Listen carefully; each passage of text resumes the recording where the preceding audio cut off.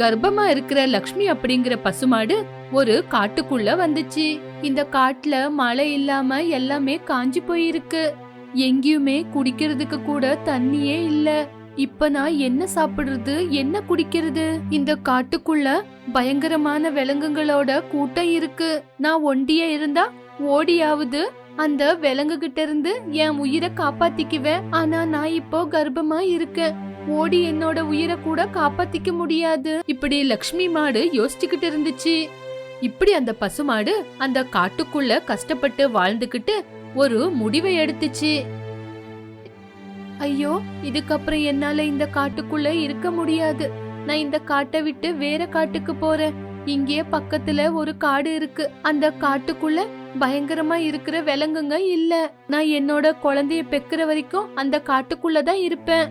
அப்படி யோசிச்சு லக்ஷ்மி பசு பக்கத்து காட்டுக்கு போச்சு. அந்த காட்டுக்குள்ள பறவைங்க தான் இருந்துச்சு. லக்ஷ்மி மாடு முன்னாடி போகும்போது அது ஒரு புறாவை பார்த்துச்சு. நண்பா நில்லு, யார் நீ? இப்படி 4 கால்ல இருக்கிறவங்கள நாங்க இதுவரைக்கும் பார்த்ததே இல்ல. உனக்கு ரெக்கை கூட இல்ல. ரெக்கை இல்லனா நீ எப்படிதான் பறக்குவ? இப்படி ரொம்ப ஆச்சரியமா கேட்டுச்சு பறவை. அப்ப அந்த லக்ஷ்மி மாடு சிரிச்சுக்கிட்டே, நண்பா, என் பேரு லக்ஷ்மி. நான் விலங்குங்க கூட்டத்துக்கு சேர்ந்தவ. நான் ஒரு பசுமாடு. நான் உங்கள மாதிரி ஆகாயத்துக்கு பறக்க மாட்டேன். என்னோட 4 காலுங்களால நான் நடந்துதான் வருவேன் அப்படின்னு பசுமாடு சொன்ன உடனே, தடவை இந்த மாதிரி விலங்க பார்த்த உடனே அந்த பறவைக்கு பசுமாடு கூட ஃப்ரெண்ட்ஷிப் வச்சுக்கணும்னு. அப்போ நீ எங்கள மாதிரி பறவை இல்லையா? சரி, நீ இந்த காட்டுக்கு எதுக்காக வந்த? அப்படி கேட்ட உடனே அந்த பசுமாடு அது முதல்ல இருந்த காட்டுக்குள்ள இருக்கிற பயங்கரமான விலங்குங்க பத்தி சொல்லுச்சு. அந்த காட்டுல பயங்கரமான விலங்குங்க இருக்கு. அதுங்க என்ன பார்த்தா கொன்னு தின்னுடும். நான் இப்போ கர்ப்பமா இருக்கேன். அப்படி சொன்ன உடனே பறவைக்கு பசுமாடோட வார்த்தையே புரியல. நண்பா, எனக்கு உன்னோட வார்த்தை புரியல. கர்ப்பம் அப்படின்னு என்ன? ஓ, உனக்கு இது கூட தெரியாதா? கர்ப்பம் அப்படின்னா என் வயித்துல என்னோட குழந்தை இருக்கு. கொஞ்ச நாள்ல என்னோட குழந்தைக்கு நான் உயிர் கொடுப்பேன். ஓ, இப்ப புரிஞ்சிச்சு நண்பா. நாங்க முட்டை வச்சு எங்க குழந்தைக்காக காவல் இருப்போம். ஆனா நீ உன் வயித்துக்குள்ளேயே உன் குழந்தைய வச்சுக்கிட்டு இருக்க. நல்லா இருக்கு. சரி நண்பா, நம்ம மறுபடியும் பார்க்கலாம். அப்போ உடனே அந்த பசுமாடு பயத்துல ஜோரா சத்தம் போட்டு, அது என்ன நண்பா, இப்பதான் என்னோட நண்பன்னு சொன்னேன், இப்ப என்னைய விட்டுட்டு போற? எனக்குன்னு இந்த காட்டுல யாரு இருக்கா? நான் வாழணும்னு தான் இந்த காட்டுக்கு வந்தேன். எனக்கு இங்கே யாருமே தெரியாது. உன்னை விட்டா நான் என்னோட குழந்தைக்கு உயிர் கொடுக்கற வரைக்கும் எனக்கு கொஞ்சம் இடம் கொடுக்கறியா? அப்படி லக்ஷ்மி மாடு கேட்ட உடனே பறவை கொஞ்ச நேரம் யோசிச்சு, நண்பா கவலைப்படாத, உனக்காக நான் இருக்கேன். உனக்கு தங்குறதுக்கு ஒரு இடத்த காட்டுறேன் வா. இப்படி அந்த பறவை அந்த பசுமாடு மேல உக்காந்துக்கிட்டு ஒரு மரத்துக்கிட்ட கூட்டிட்டு போச்சு. நண்பா, இதுதான் நீ தங்க வேண்டிய இடம். இந்த மரத்துக்கு கீழே நீ எவ்வளவு நாள் வேணும்னா இருக்கலாம். உனக்கு எப்படி நன்றி சொல்றதுன்னு தெரியல நண்பா. உன்னோட உதவிய நானும் என்னோட குழந்தையும் மறக்க மாட்டோம். ஐயோ, அவ்வளவு பெரிய பேச்செல்லாம் பேசாத நண்பா. உன்னோட குழந்தை உயிர் காப்பாத்த இந்த காட்டுக்குள்ள வந்திருக்க. உனக்கு உதவலன்னா எப்படி சொல்ல? அப்படி சொல்லிக்கிட்டு இருக்கும்போது அங்க ஒரு காக்கா வந்துச்சு. என்ன பறவை, யாரையோ இங்க கூட்டிட்டு வந்திருக்க? இதுக்கு முன்னாடி இந்த மாதிரி ஒருத்தரை நான் பார்த்ததே இல்ல. யார் இவங்க? காக்கா, இங்க பாரு, இவங்க பேரு லக்ஷ்மின்னு. இது ஒரு மாடு. இப்படி நடந்த விஷயத்த பத்தி ரொம்ப விவரமா எடுத்து சொல்லிச்சு. அப்போ காக்கா, அதெல்லாம் சரி, ஆனா நீ இந்த பசுமாடை எதுக்காக என்னோட முட்டை இருக்கிற இடத்துக்கு கூட்டிட்டு வந்திருக்க? நான் இல்லாத நேரம் பார்த்து என்னோட முட்டைய சாப்பிட்டுச்சுன்னா எனக்கு இத பார்த்தாவே ரொம்ப சந்தேகமா இருக்கு. ஐயோ, அந்த மாதிரி எல்லாம் நான் பண்ண மாட்டேன் காக்கா. நான் புல்லு பழங்களை தான் தின்னு வளர்றவ.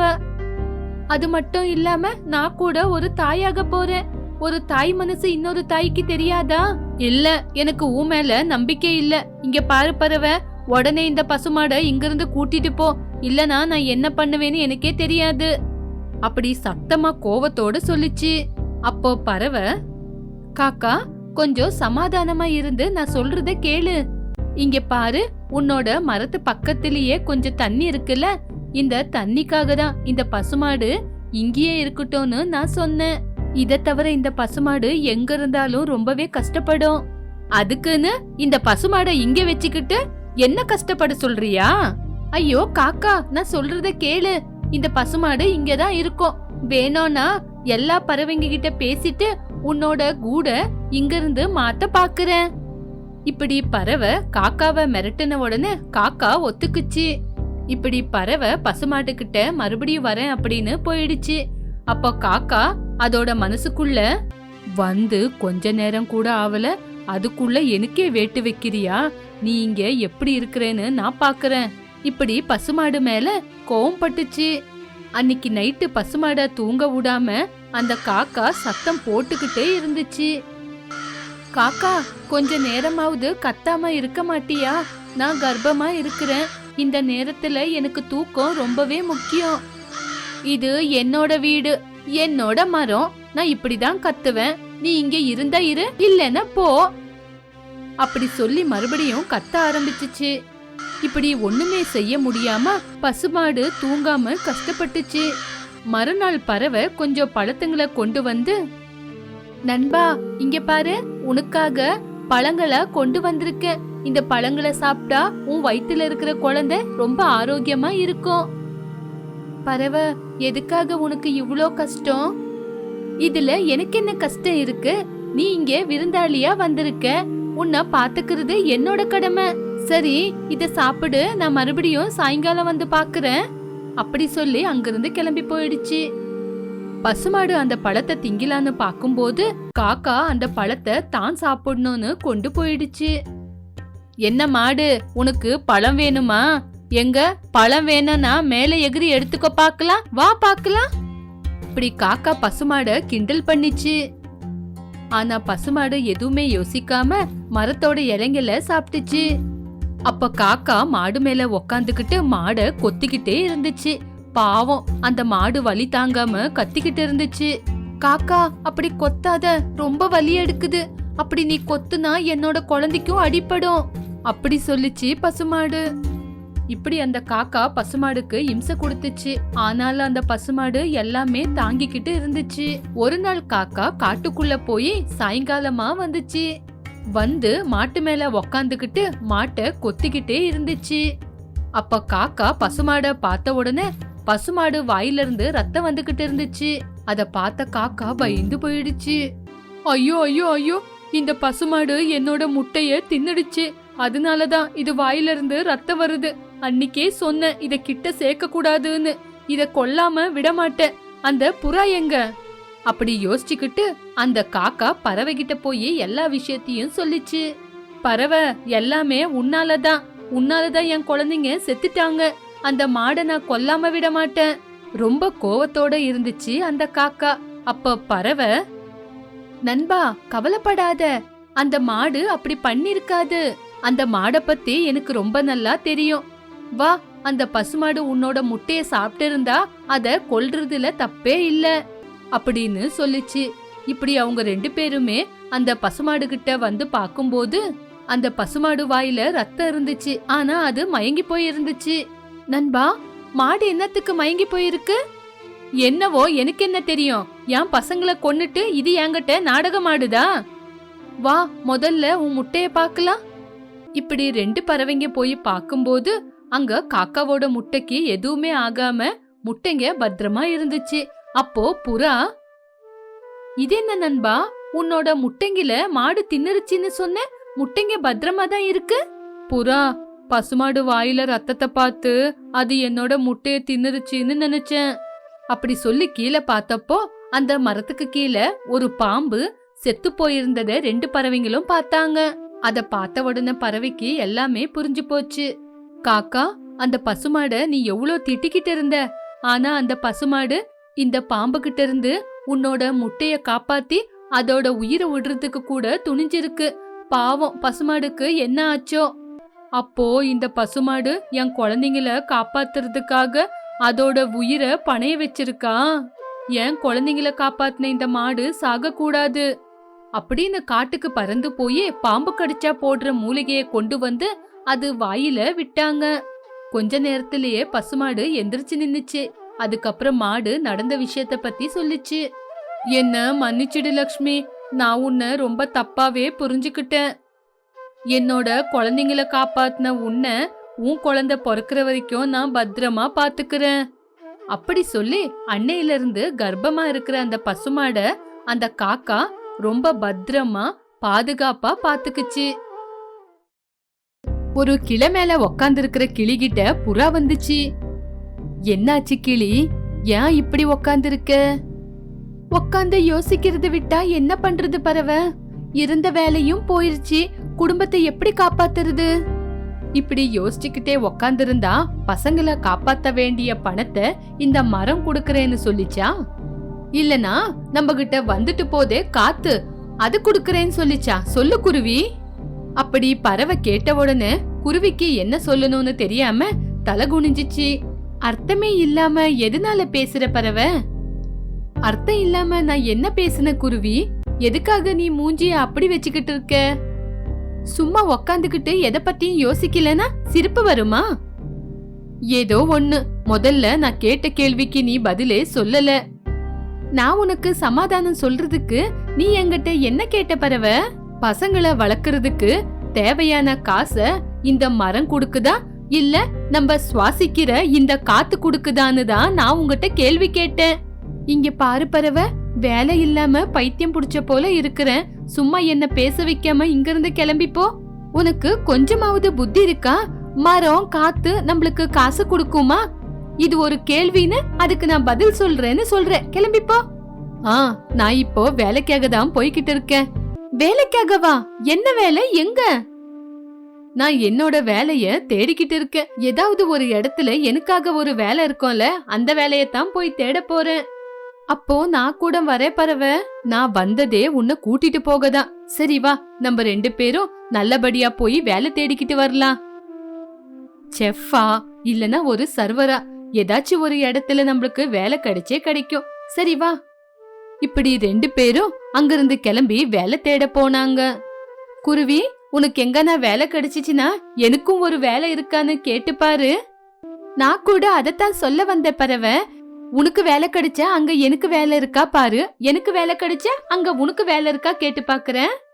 இப்படி 2 பேரும் அங்கிருந்து போய்கிட்டு இருக்கும்போது அங்க ஒரு காக்காவோட ஹோட்டல் இருந்துச்சு. இப்படி 2 பேரும் சந்தோஷப்பட்டுக்கிட்டு காக்காவோட ஹோட்டல் கிட்ட வந்தாங்க. அந்த ஹோட்டல்ல கண்ணாடி உடைஞ்சு போய் அதுக்கு கயிறு கட்டி இருக்கிற காக்காவை பார்த்து 2 பேரும் குசு குசுன்னு பேசினாங்க. கவுண்டர்ல உக்காந்துருக்குன்னா இந்த ஹோட்டலுக்கு இந்த காக்கா தான் முதலாளியா இருக்கணும். நான் கேஷியர்னு நினைக்கிறேன். இல்ல இந்த ஹோட்டலோட முதலாளி தான். இல்ல கேஷியர் தான். இப்படி 2 பேரும் பேசிக்கிட்டு இருக்கும்போது காக்கா அவங்கள பார்த்து, இங்க பாருங்க, நீங்க ஹோட்டலுக்கு வந்திருந்தா உள்ள வந்து உக்காருங்க. உங்களுக்கு என்ன வேணும்னு சொல்லுங்க, எங்க சர்வர் கொண்டு வந்து கொடுப்பாரு. அவரு சர்வீஸ் செஞ்சதுக்காக உங்ககிட்ட கொஞ்சம் பணத்தை வாங்கிக்குவாங்க. நீங்க பெரிய மனசு பண்ணி அவங்களுக்கு காசு கொடுக்கணும். நாங்க சாப்பிட வரலங்க. சாப்பிட வரலையா? பின்ன எதுக்காக வந்தீங்க? நாங்க வேலை கேட்டுதான் வந்தோம். வேலை செய்ய வந்தீங்களா? என்ன வேலை செய்வீங்க? நான் செஃப்ங்க. சேப்பவா? என்ன சொல்லணும்? அப்படி காக்கா கேட்ட உடனே பறவை குருவி 2 பேரும் ஒருத்தர் பாத்துக்கிட்டாங்க. கேட்டதுக்கு சரியான பதில் சொல்லாம இப்படி ஒருத்தருக்கு ஏன் பாத்துக்கிறீங்க? சேப்ப இல்லைங்க, செஃப், சமையல் செய்யறவங்க. ஓ, சமையல்காரங்களா? சரி, என்ன சமையல் செய்வ? இப்படி காக்கா பறவைய பார்த்து கேட்டுச்சு. நான் கிளீன் செய்வேன், பாத்திரம் கழுவேன், என்ன சர்வருன்னு சொல்லுவாங்க. 2 பேருக்கும் என்னோட ஹோட்டல்ல வேலை இருக்கு. நான் சொல்றத செய்யணும், நான் சொல்றத தான் கேட்கணும். 3 நேரம் என்னோட ஹோட்டல்லயே சாப்பிடலாம். சம்பளம் மட்டும் கம்மியா தான் கொடுப்பேன். யோசிச்சே பதில் சொல்லுங்க. இப்படி காக்கா சொன்ன உடனே 2 பேரும் பேசிக்கிட்டு வேலை செய்யவும் ஒத்துக்கிட்டாங்க. சரி, நான் சொல்ற மாதிரி சமையல் செய்யணும். 2 பேரும் சமையல் அறைக்குள்ள வாங்க. இப்படி பறவை குருவிய கூட்டிக்கிட்டு சமையல் அறைக்குள்ள வந்துச்சு காக்கா. சமையல் அறைக்குள்ள பிசைஞ்சு வச்ச மாவு இருந்துச்சு. அந்த மாவை பார்த்து, அது சப்பாத்தி மாவு, இது தோசை மாவு. ரொம்ப நல்லா சொன்னேன். இப்போ நான் சொல்றதையும் கேளு. முதல்ல சப்பாத்திக்கு மாவை உருட்டி அந்த மாவுல 1 ரூபா சைஸ்ல அங்கங்க குழிய போட்டு அந்த மாவை எடுத்து மறுபடியும் பிசைஞ்சு வச்ச மாவுலயே சேர்த்து வச்சிடணும். அப்படி கட் பண்ணி வச்ச சப்பாத்தி மாவெல்லாம் மறுபடியும் பிசைஞ்சு அதுல சப்பாத்தி செஞ்சு கொடுக்கணும். சப்பாத்தில இருக்கிற சந்தை பார்த்து கஸ்டமர் இது என்ன சப்பாத்தின்னு கேட்டாங்கன்னா, இது புதுசா இருக்கிற சப்பாத்தி, எங்க ஹோட்டல்ல இந்த மாதிரி தான் சப்பாத்தி சுடுவோம், இதுக்கு ஹோல் சப்பாத்தின்னு சொல்லுவாங்கன்னு சொல்லணும். அந்த வார்த்தையை கேட்டு குருவிக்கும் புறாவுக்கும் தலை சுத்திடுச்சு. இப்படி தோசை சுடும்போது கூட அதுல ஹார்ட் ஷேப்ல மாவை எடுத்துடணும். கஸ்டமர் கேட்டா லவ் தோசைன்னு சொல்லணும். இப்படி அந்த நடுநடுவுல கட் பண்ண பீஸை தான் நீங்க சாப்பிடணும். அதுதான் உங்களோட சாப்பாடு. அப்போ இட்லியை என்ன செய்யணும்? இட்லியே இட்லி மாதிரி தான் சுடணும். அதுக்கப்புறம் உளுத்த வடை மாதிரி நடுவுல ஒரு ஓட்டை போட்டு, இப்படி ஓட்டை போட்டதுக்கு அப்புறம் அத மினி இட்லின்னு சொல்லி விற்கணும். அது கூட இந்த ஹோட்டலோட ஸ்பெஷல்னு சொல்லணும். அப்படிதானே? ஆமா ஆமா, நீ மிச்சம் பிடிக்கிறதுல ரொம்ப நல்லா மிச்சம் பிடிக்குவேன்னு நினைக்கிறேன். அப்படியே செய். பிச்சை எடுக்க வெளியே போகாம இருந்தா சரி. முதல்ல நான் சொல்றத செய்யுங்க. நாங்க செஞ்சதுக்கு அப்புறம் அதை என்ன செய்யணும்? ஒரு போண்டாவை முழுசா போட்டு அத 4 விதமா கட் பண்ணி அத கட் போண்டா அப்படின்னு சொல்லி விற்கணும். அதுதான் இந்த ஹோட்டலோட ஸ்பெஷல்னு சொல்லணும். அவ்வளவுதானே? அப்படி சொன்ன உடனே காக்கா சந்தோஷப்பட்டுச்சு. நான் எந்த மாதிரின்னு உங்களுக்கு புரிஞ்சது தானே? இப்படி நடுவுல குருவிய பேச விடாம காக்கா நடுவுல பேசி இப்படி சொல்லிச்சு. இல்லங்க, நீங்க மகா மகா பிசுனாரின்னு தெரிஞ்சு போச்சு. இப்படி பறவை சொன்ன உடனே காக்காவுக்கு கோவம் வந்து, என்னையே பிசுனாரி அப்படிங்கிறீங்களா? உங்களுக்கு சம்பளம் கட்.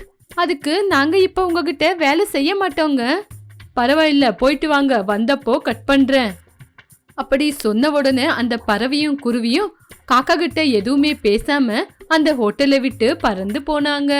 இப்படி காக்காவும் குருவியும் கொஞ்ச நேரம் அந்த ஹோட்டல்ல இருந்ததுனால பைத்தியம் பிடிச்சிருச்சு. ஐயோ கடவுளே, அதனாலதான் அந்த காக்கா ஹோட்டல்ல வேலை செய்ய யாருமே வரல.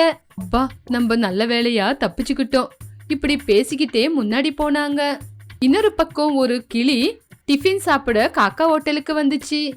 இங்க சர்வரும் நான் தான், ஓனரும் நான் தான். சொல்லுங்க, உங்களுக்கு என்ன வேணும்? ஒரு பிளேட்டு இட்லி கொண்டு வாங்க. இப்பவே கொண்டு வரேன். இப்படி காக்கா கிச்சனுக்குள்ள போய் ஓட்டை போட்டு இருக்கிற இட்லிய கொண்டு வந்து குருவி கையில கொடுத்துச்சு. அந்த கிளி ஓட்டை போட்ட இட்லிய ஒரு மாதிரியா பார்த்து, இது என்னது இட்லி இப்படி இருக்கு? இந்த இட்லிய ஓட்டை இட்லின்னு சொல்லுவாங்க. இந்த இட்லி தான் என் ஹோட்டலோட ஸ்பெஷல். இந்த மாதிரி இட்லி எந்த ஸ்டார் ஹோட்டல்லையும் எங்கேயுமே கிடைக்காது. இது எனக்கு வேண்டான்னு சொன்னா நீங்க இத சாப்பிட்டாலும் காசு கொடுக்கணும், சாப்பிடலனாலும் காசை கொடுக்கணும். யோசிச்சு பதில் சொல்லுங்க. இப்படி காக்கா சொன்ன உடனே பாவம் அந்த கிளிக்கு என்ன செய்யணும்னு தெரியாம அந்த இட்லியை எடுத்து ரொம்ப கஷ்டப்பட்டுக்கிட்டே சாப்பிட்டுச்சு. அத பார்த்த பிசினாரி காக்கா சந்தோஷப்பட்டுச்சு. அந்த நேரத்துல கொக்கு வந்துச்சு. சொல்லுங்க, உங்களுக்கு என்ன வேணும்? இந்த ஹோட்டல்ல என்ன இருக்கு? எல்லாமே இருக்கு. எனக்கு 2 பிளேட் சப்பாத்தி கொண்டு வா. இப்பவே கொண்டு வரேன். முதல்ல 30 ரூபா காசு கொடுங்க. நான் இன்னும் சாப்பிடலையே, சாப்பிட்டதுக்கு அப்புறம் கண்டிப்பா கொடுக்கறேன். இங்க எல்லா சமையல் வேலையும் நான் தான் செய்யணும். முதல்ல நீங்க 30 ரூபா காசு கொடுத்தா உங்களுக்கு சப்பாத்தி செஞ்சு கொண்டு வந்து கொடுத்துட்டு நான் என்னோட வேலை பார்க்க போவேன். இல்லைன்னா உங்க கூடயே உட்கார முடியாது. அப்படி காக்கா சொன்ன உடனே கொக்குக்கும் அது சரின்னு பட்டுச்சு. உடனே காசை கொடுத்துச்சு. காசு கொடுத்த உடனே காக்கா சின்ன சின்ன ஓட்டை இருக்கிற சப்பாத்திய கொண்டு வந்து கொடுத்துச்சு. அந்த சப்பாத்திய பார்த்த கொக்கு, என்ன இது சப்பாத்தி இப்படி இருக்கு? அதுதான் ஓட்டை சப்பாத்தி. இந்த சப்பாத்தில என்ன இந்த மாதிரி நடுவுல ஓட்டை? இது எனக்கு வேண்டான்னு சொன்னா? இது எங்க ஹோட்டல் ஸ்பெஷலுங்க. இந்த ஓட்டை சப்பாத்தி எனக்கு தேவையில்லை. சாரிங்க, அமௌண்ட் நோ ரிட்டர்ன். அப்படி சொல்லி காக்கா அங்கிருந்து கிளம்பி உள்ள போயிடுச்சு. இப்படி அந்த கிளி கொக்கு அங்கிருந்து சாப்பிட்டு வெளியே போயிட்டாங்க. இப்படி காக்கா பிசுனாரியா அந்த ஹோட்டலை நடத்திக்கிட்டு இருந்துச்சு.